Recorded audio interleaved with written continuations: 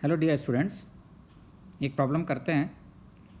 Calculate magnetic moment of a thin wire carrying current I wound tightly on a half toroid. Diameter of cross section of toroid is d and number of turns are n. As you can see in the figure कि आपको एक half torrid दिया हुआ है और उस पर total number of turns n है एंड इसका डायमीटर क्रॉस सेक्शन का स्मॉल d दिया है। Radius of the torrid is not given, इसका मतलब ये है कि रेडियस कैंसिल हो जा रहा होगा, इसकी ज़रूरत नहीं पड़ेगी। ये आप देख सकते हैं एरो से करंट की डायरेक्शन गिवन है और करंट आई फ्लो हो रहा है। ऐसे केस में मैग्नेटिक मोमेंट कैलकुलेट करने के लिए, because her current carrying wire को अगर मैं ये सर्कुलर रिंग मान लें, क्योंकि टाइटली वुंड है तो बहुत पास पास होंगे, तो हम इनको सर्कुलर रिंग मान सकते हैं। और हर सर्कुलर रिंग की वजह से मैग्नेटिक मोमेंट की डायरेक्शन डिफरेंट होगी। बिकॉज डायरेक्शन डिफरेंट है, इसलिए हमें एक छोटे एलिमेंट के लिए मैग्नेटिक मोमेंट निकाल कर उसको इंटीग्रेट करना पड़ेगा। तो हम यहाँ पर ऐसा एज्यूम कर लेते हैं कि अगर हम थीटा एंगल पर एक स्मॉल एलिमेंट कंसीडर करें,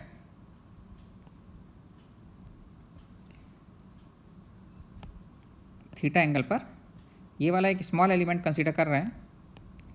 इस स्मॉल एलिमेंट की थिकनेस आर डी थीटा है।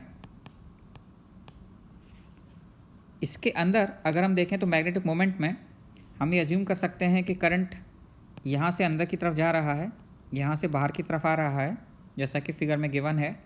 तो अगर हम राइट हैंड फिंगर्स को कर्ल करेंगे करंट की डायरेक्शन में, तो इस प्लेन के परपेंडिकुलर इस डायरेक्शन में डी म्यू इसका मैग्नेटिक मोमेंट होगा।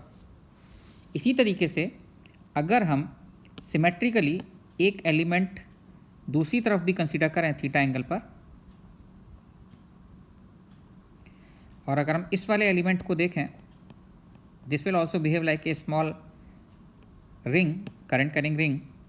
इसमें भी करंट यहाँ से अंदर की तरफ जा रहा है और यहाँ से बाहर की तरफ आ रहा है। अगर हम फिंगर्स को कर्ल करेंगे करंट की डायरेक्शन में, तो हम देखेंगे कि थंब जो है, आउटस्ट्रेच थंब, वो इस तरफ आ जाएगा डी म्यू, और ये मैग्नेटिक मोमेंट की डायरेक्शंस हो जाएंगी। Now you can see this angle is also theta, कि कौन से कंपोनेंट्स कैंसिल हो रहे हैं और कौन से कंपोनेंट्स ऐड हो रहे हैं। अगर मैं इस तरफ कंपोनेंट्स लेता हूँ इनके, तो ये एंगल अगर थीटा है तो ये एंगल भी π/2 माइनस थीटा, ये एंगल थीटा हो जाएगा। तो नीचे डी म्यू कॉस थीटा आएगा और इधर डी म्यू साइन थीटा आ जाएगा। ऐसे आप देख सकते हैं कि इसके कंपोनेंट भी डी म्यू साइन थीटा और डी म्यू कॉस थीटा ऊपर चला जाएगा। तो ऐसे केस में डी म्यू कॉस थीटा वाले component they will cancel out और केवल हमें डी म्यू साइन थीटा का इंटीग्रेशन करना पड़ेगा। अगर आपको डायरेक्शन देखना ढंग से नहीं आता है तो इस वाली प्रॉब्लम में डिफ़िकल्टी आ जाएगी, आप सॉल्व नहीं कर पाएंगे। तो ऐसे क्वेश्चंस में हमें बेसिकली डायरेक्शन बहुत इंपॉर्टेंट होती है। हमें पता है डी म्यू कितना होगा, that will equal to d n i into a should be area of this circular ring जो हमने माना है। तो इस सर्कुलर रिंग का डायमीटर स्मॉल डी गिवन है, तो इसकी जो रेडियस है वो d/2 हो जाएगी। और डी एन अगर हम निकालना चाहेंगे तो कितना होगा, total number of turns n है, कितनी लेंथ में है। अगर मैं radius of this torrid capital R मान लूँ तो हाफ सर्कमफेरेंस πr हो जाएगा, 2πr का हाफ, और ये लेंथ कितनी है, r d थीटा है। तो पर यूनिट लेंथ में नंबर ऑफ टर्न्स होंगे n/πr, और r d थीटा लेंथ में नंबर ऑफ टर्न्स हो जाएंगे n/πr into r d theta. आप देख सकते हैं कि r कैंसिल हो जा रहा है, इसलिए r की ज़रूरत नहीं पड़ी, इंटू आई, और a जो है वो कितना हो जाएगा, पाई r स्क्वायर इज d²/4। तो पाई से पाई भी कैंसिल हो जा रहा है। डी म्यू कितना आ गया हमारे पास, अगर हम देखें तो ni/d² into D theta.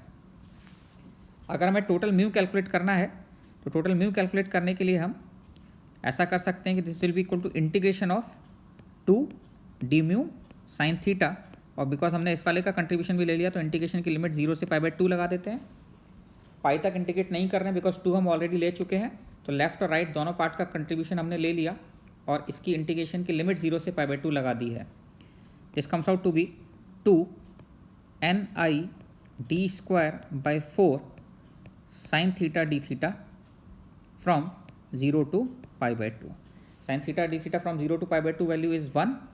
So mu comes out to be ni d square divided by 2. ये आपके पास मैग्नेटिक मोमेंट आ जाता है। अच्छी प्रॉब्लम है, सिंपल है, वैसे तो छोटी सी प्रॉब्लम है, बट डायरेक्शंस जब तक आपको आइडिया नहीं होगा तो बच्चे मिस्टेक क्या करते हैं कि डी म्यू कॉस थीटा को वो ऐड कर देते हैं, इसको भी ऊपर की तरफ ले लेते हैं, इसको भी ऊपर की तरफ ले लेते हैं, डी म्यू दोनों के, और डी म्यू साइन थीटा की बजाय डी म्यू कॉस थीटा को ऐड कर देते हैं।